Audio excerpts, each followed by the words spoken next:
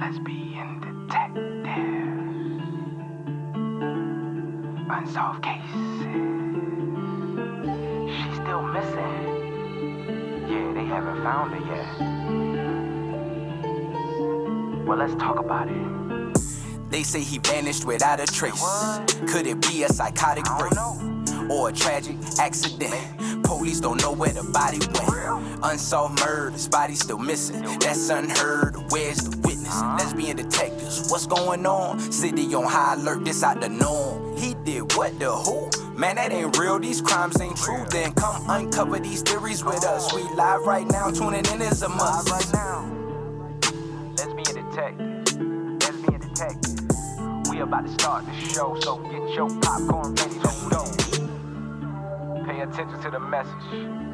I present to you the lesbian detectives. This is Lesbian Detectives. I'm Sierra. And I'm Elizabeth. And we're here to talk about missing and unsolved murders. We are discussing cases that you have forgotten about or never even heard of. So sit back, relax, and let's start this podcast.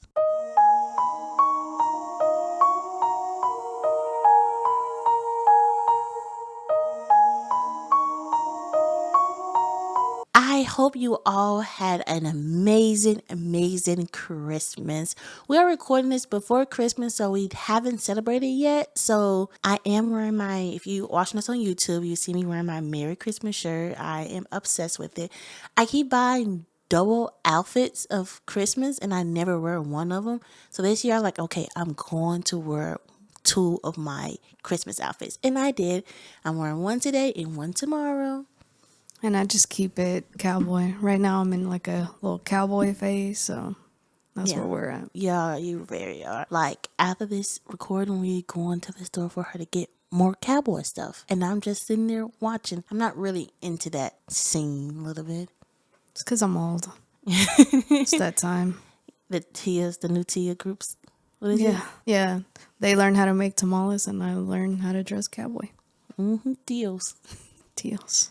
So this episode right here, I actually never heard this case before. I did a true crime 1 minute on this, and a couple podcasters came to me and was like, we need to get this story out there more. Even one said she's going to put it on her episode because it's so sad, and the police, you can tell like the police did not care. It's a lot of cases you're like, okay, you can tell I didn't care. This one, it's going to make you all mad because when I was doing True Crime 1 minute and I was reading over the case, I'm like, how? Full neglect.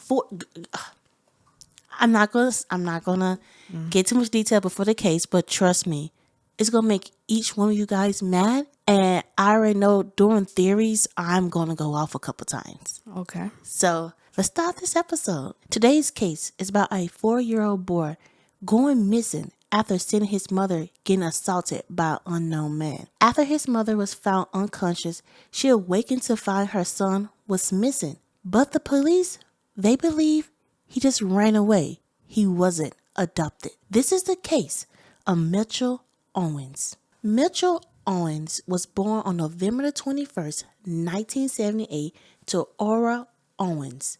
Mitchell was Aura's second child. Her first son, Antonio, was about 3 years older than Mitchell.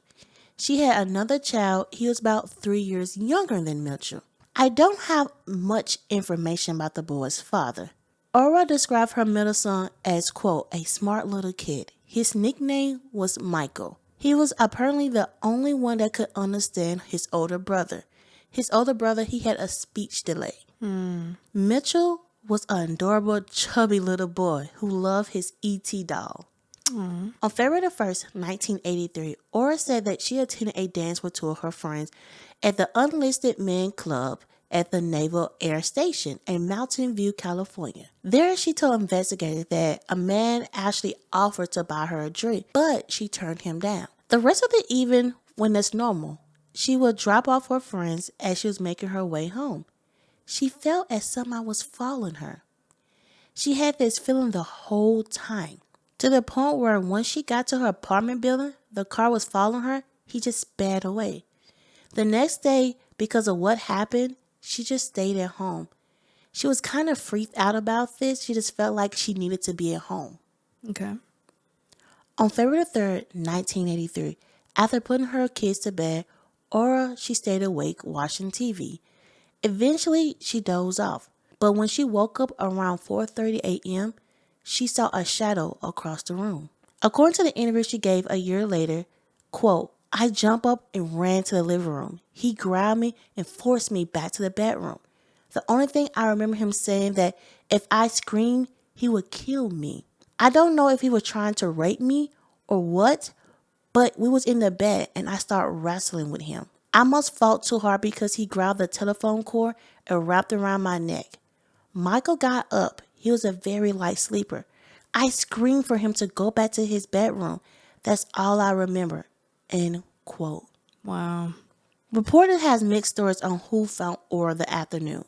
Some say it was her neighbors, but some say it was her landlord to collect rent.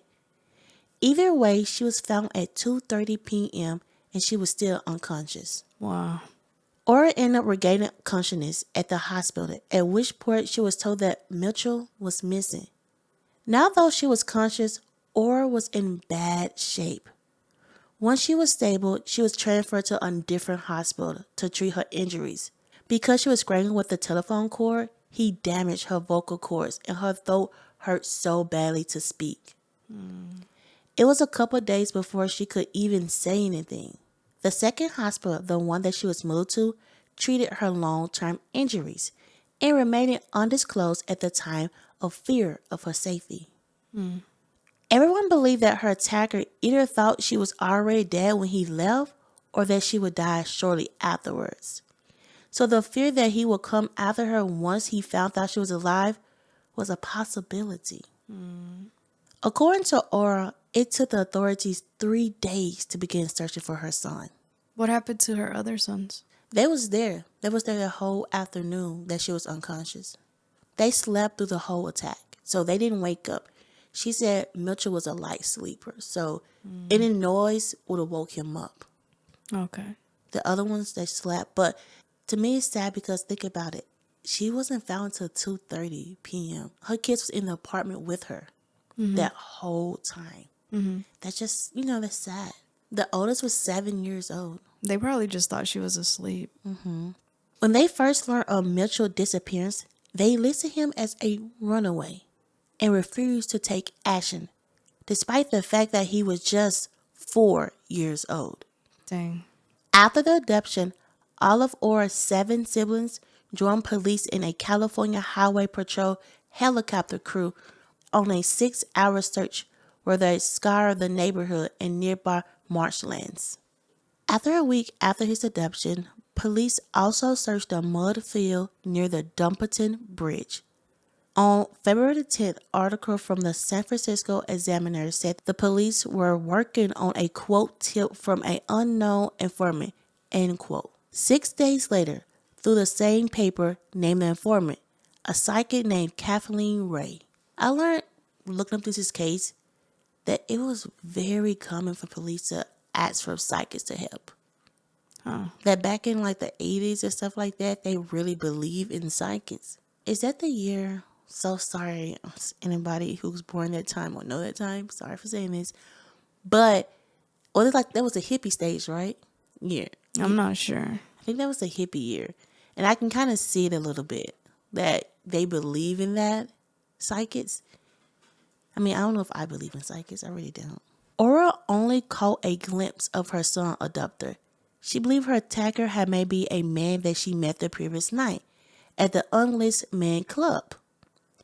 He offered to buy her a drink, but she declined and walked away. I thought the same thing. I mean, I guess because they only spoke about him, but go ahead. She think the man followed her home and then drove away when she reached her door. This man has never been identified. He described as 6 feet tall with brown hair, blue eye, a mustache, and tattoo on his arm. He was about 25 in 1983. Another possibility suspect is a man who knocked on Aura's door just a few hours before the break-in. He identified himself as a police officer. He was in uniform and asked about a report she made about her stolen purse just a month before. The Menlo Park Police Department has no records of any officers stopping by the Owen house that day. Wow. Yeah, that's kind of creepy a Yeah, little bit. very. There's a lot of things that don't make sense. Whoever that was creepy. He followed her home, and then he waited and assaulted her that next night/morning. So the night that she went out, and then the next day the police officer came, so-called police officer, and then she was assaulted that same day-ish. Oh. So like February the 1st she went out, February 2nd the man came, February 3rd she was attacked. I wonder, did she recognize the police officer as the man that was at the bar? You know what? Looking into this case, I asked myself the same thing. I just couldn't find anything, that said she did. The problem is she barely got a glimpse of the attack. The person who attacked her, she barely got a glimpse. So she really can't say if they was the same person. Because that would be understandable. Like, were they the same people? Unless, and I know you haven't talked about this, but she had 3 kids and she wasn't with the father.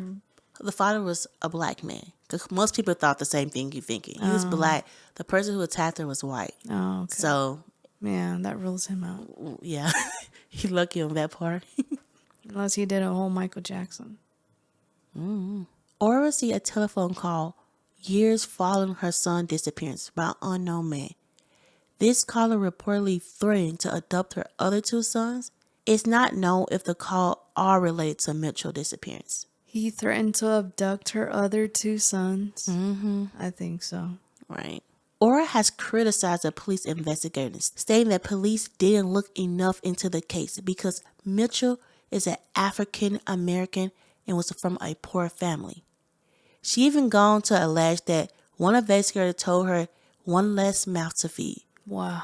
when Mitchell went missing. Wow. That should have cost him his job. How are you going to be in a department where you don't care about kids? I always go back and think about this time period. We are in the 80s. Racism, even though racism is still here now, is full force then. That's how a single mom, 3 kids, welfare, they just didn't care enough. They didn't care about her. And it's sad. I'm going to get more into this theories because I'm already getting mad talking about it. It's just sad that she was attacked. I don't know if she was SA because I looked into this and I couldn't find out. They just said assaulted. They never said she was SA or nothing. But for her to get beat and almost strangled to death and then wake up to find your son missing, like, wow. Oh, okay. Calm down a little bit. Calm down. Authorities say that they hope current forensic technology, which is unavailable in 1983, could help solve Mitchell abduction and assault on Ora. Ora attacker has never been identified and Mitchell has never been located. Before we end this case, let's remember the little boy that went missing. Mitchell was a 4-year-old boy who was the only one that could understand his older brother. His mother described him as a smart little boy, but also a chubby little boy who loved his E.T. doll. Let's get this case out there. Let's get the family the answers that they need. This is the case of Mitchell Owens. Now let's get into some theories. Let's get into some theories.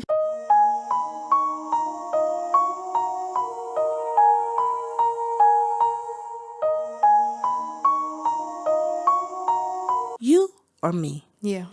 What makes me mad about this case is not a lot of information out there.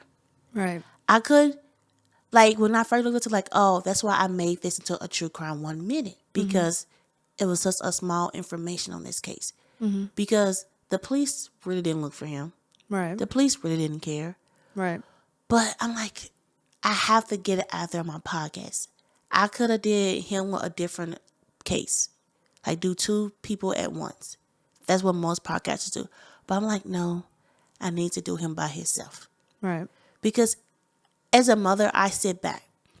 I'm over here fighting for my life. I got this man attacking me and I see my child and I'm like, run. Right. I think I'm gone from the world. She's unconscious.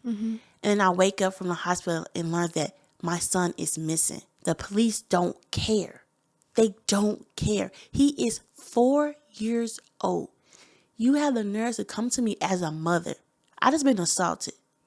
I'm fighting for my life. And you said, oh, your son is a runaway. Where did he run away to? He's 4. Yeah. That's not a good theory. He don't even know how to probably fix a meal by himself. Where is he running to? Yes, he probably ran, not away. He probably ran from this attacker. And then y'all have the nerves not to look into my case or my son's case Right. and say, well, it's one less mouth to feed. Would you say that to another woman, a woman that has money? Or fair skin. That's crazy. And I'm sorry, like racism in this case is very known Yeah. because the police didn't care. They didn't care one bit. They could have found the man. Let's be honest. They could have really looked into this case. I was looking into this case and I was trying to see if it's more women out there around that time period, around where she was at, that, got attacked. And I did find like 2 cases out there. Wow. So it didn't say the person's name. It said, oh, notified man assaulted this woman. It didn't say her name, but it was some cases out there. And I'm like, because how he came into her house, he had to be a serial killer. Yeah. He wanted her dad to. I always sat back and thought, why, if he did kill Mitchell, why he didn't leave him there? Like, why did he take him to kill him? Like, I always wondered that part. Well, there could be a struggle going on. What if he ripped some hair or some clothing or something that would tie him back? I feel like for him, it probably was easier to just remove him completely and leave it to the unknown rather than, okay, this is what happened. So you don't even know if Mitchell is alive or unalived. He could still be alive. You don't know. I mean, slim chance, but you don't know. And I agree with you. I do believe that this person is a serial offender. He has a particular niche or a particular group of victims that he goes for. And during that time, it was easier to target and get away with Black women, African American people. And then the whole police outfit, it makes me believe that it was him and he wanted to know what she was saying. And I don't know how easy it was to get a policeman outfit during that time. Probably was. Like, I know there are certain stores. He probably just easily went in there. Oh, he could have been a police officer. We don't even know. Or tied, exactly. And the fact that the policeman didn't do. He knew about her purse getting stolen. Like, how did you know that? Like, how did you know? Unless he did it. Oh, that could have been something too. I feel like it was. Like, he was tied or he was a police officer himself. Because why would you go out there? I wonder, did she see a patrol car? If she saw a patrol car, yeah, he was a... I don't know. Did see that part? That's actually a good question. Did she see a patrol car? Because if she didn't, he wasn't a police officer. You think about it. But if she did, like, oh, I mean, it confirms that he was. Because they're not going to let anybody borrow a patrol car. Why did he want to know? And it's almost like it's easier to bury this story or this case if you are a police officer. And you have friends around. And they don't care. They didn't care about her case or other cases similar to people that identify that way. And it's like for them to say, oh, one less mouth to feed. That's disgusting. I probably got so mad. I probably would have been in jail because I probably would beat his ass. I'm cuss. I'm beat his ass. Yeah. For you to come to me as a mother, like, just think about how her mindset was around that time. Yeah. Because I don't know if she was assaulted. I don't know if he did because I couldn't get some podcasts that said she was. Then I look at articles that say she wasn't. It wasn't, known if she was. And then around that time, it was basically black versus white type of thing. So because she was already accusing a white man, like, they weren't going to like that. Oh, I agree with you. You're right about that. And then it's like, how many white men did she associate with if racism was still going on? And this is the only white man that she could think of. Right. You know, it kind of makes sense that Do you think if she said it was a black man, that would look more to it? possibly, yeah, because that's something that they enjoy is putting black men in prison. But as soon as she said white man, they're like, no, she's crazy. Right. We got to protect our own. So it's unfortunate that Mitchell was not giving the due process that he should have received. When I was doing the True Crime 1 Minute, I was mad. I was seriously mad because I felt like I was mad because I'm a mother. My child is close to the age. Right. And for you to come tell me that my child ran away, you couldn't. You could not sit in front of my face and tell me that. And then tell you, oh, it's one mouth less to feed. Do I say that to your family? Well, if your child went missing, I would never say it to you. I would have been like, well, I prefer it be yours. Right. I went off. You're an ugly, disgusting person that I don't feel should be in this earth if you have the audacity to say something like that. But one thing my grandmama told me, because she was around that time, she said you couldn't talk like that to them. Like the police officer would seriously hurt you if you spoke a certain way to them. Like that could easily just did charges on you that make no sense, and you've been stuck in jail for so long that you just like took a plea deal just to get out or do less time. Yeah. So, Well, you know, like too, Jeffrey Dahmer targeted predominantly African American neighborhoods because he knew that he could get away with it. and with his case, the people told on him. They said, hey, this man is doing this man is doing this. They didn't care. It was so many people that I think it was like, I forgot what number it was, how many he did kill, but I think it was like the third or fourth one that they could have saved the ones after. Because it was like, well, it was a young boy that was like out of it, and the women was telling him like, hey, he doesn't know him. He's going to hurt him. But people are like, oh, take him. It's all right. It's okay. When I look into this case, I saw women after her, like, got hurt. I believe that she was his first victim. And why do I say that? He made too many mistakes. Because she wasn't that. He scrambled her a telephone cord and made sure she was that, but she wasn't. He messed up that. Think about somebody was doing this for a while, they wouldn't have made that simple little mistake because he scrambled her to kill her. Right. In the story, he was trying to kill her. He made sure. Like, I think he learned from his mistake. And I think even though he knew she was alive, he didn't go after her because nobody cared. Right. He realized nobody cared. Yeah. So I feel like if they cared about her case, he was like, oh, sure, I need to get her out. I need to cover this. I need to do this. Because they didn't care, he didn't go after her. Yeah. It's just sad to say that the police did not care about her. And then what type of club did she, I mean, I know you said it, but was it a mixed group or was it predominantly like an African American? No, there was like at a Navy, like a Army based club. So like different mixed people probably. Before her to see a white man, you know.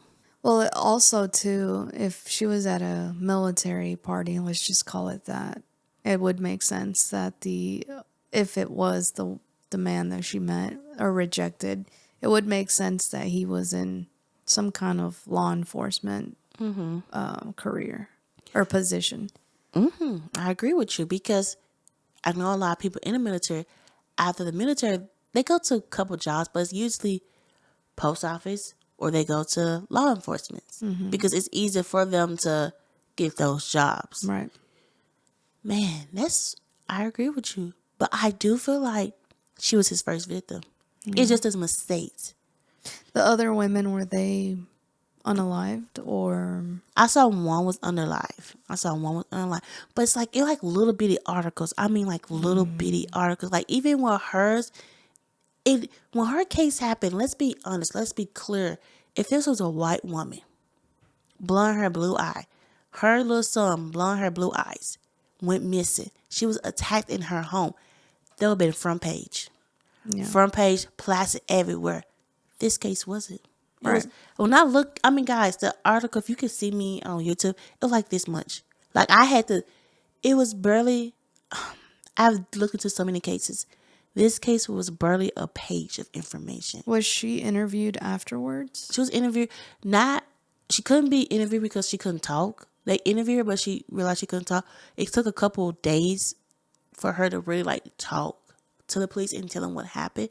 I think she stayed in the hospital for 2 weeks. Mm-hmm. So they should tell you. But even though she got hurt, she could barely like lift up weights or anything. That's how bad this man hurt her. He damaged her. I wonder like if I'm sure there's like black media. Mm-hmm. Any other reporter reached out or she reached out to any outlet? No, nothing. I think she's scared because this man called her and said this man already went to her house, attacked her, right? Mm-hmm. Kidnapped her son. Call back years later and say, hey, I'm going to go for your other kids. She's scared. And think about it. The police don't care. Yeah. Who can she depend on, really? Right. Who can she like, hey, I need your help? Let's be honest. She don't trust the police. Right. Would you? Yeah. I wouldn't. I'm being honest. I wouldn't. If you already said that my son was a runaway, he's 4. This man attacked me because they probably didn't even do a rape kit on her. When I look up this time period, rape was serious, but it really wasn't. They really didn't give much. Like, they always ask the woman, like, oh, did you flirt with him? Like, the normal things they would say. Right. That's how it was back then. So she probably didn't even get a rape kit done. She probably was assaulted. They probably like, oh, she's got beat. Because she don't know she was raped. They probably didn't even look into it to see if she was raped. She didn't have Olivia Benson, that Olivia Benson. She'll look into it. Right. Olivia Benson would solve this case. I'm sorry, I love me some Law and Order. I feel like I have talked about this a couple times, that's my girl. If I just can meet her one day, that's my dream person to meet. I hope this sheds some light. I hope that this podcast right here just get the right people. Mm-hmm. It's so many kids out there that went missing that I looked into, but this one hurts the most. I think because his mom got attacked and then he saw it. Then he got this monster chasing him. He's 4. I think that's the hardest part. There's more cases out there that touch my heart, but this one, just seeing that the police really didn't care. I hope you guys like this episode. I hope that, if somebody have an answer for this case, somebody. We are on all social media. We are on TikTok until it get banned. We're on Instagram. We're on everywhere. I'm so sad that TikTok's getting banned. Y'all know that's my place. I heard that you could just change the location on your Apple store or something. I don't know if it's true. Do it to Canada. You do it to Canada, but I'm not, guys. I'm not finna get in trouble for that. I don't care. But I hope you guys enjoyed this episode. As I was saying, we are on all social medias. We are on Apple. We are on Spotify. Leave us a 5-star rating. Tell us how you feel.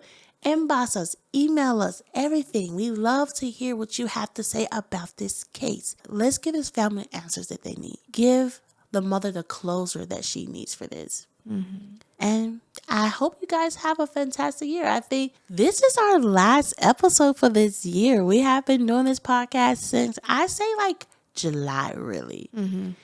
And it's been hard, but it's been fun. Yes. I have learned a lot. I have pushed a lot.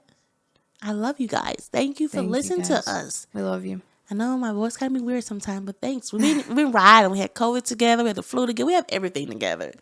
Yeah. So this is Last Been Detectives. I'm Sierra. And I'm Elizabeth. And don't forget, everybody's a suspect. Till proven innocent. Bye. Lesbian detectives. Unsolved cases. She's still missing. Yeah, they haven't found her yet. Well, let's talk about it. They say he vanished without a trace.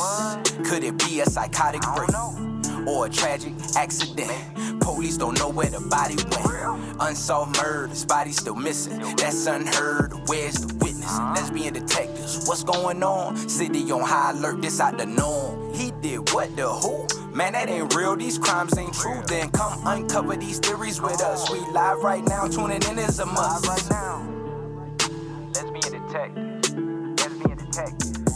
We about to start the show, so get your popcorn ready, let's go. Pay attention to the message I present to you, the lesbian detectives.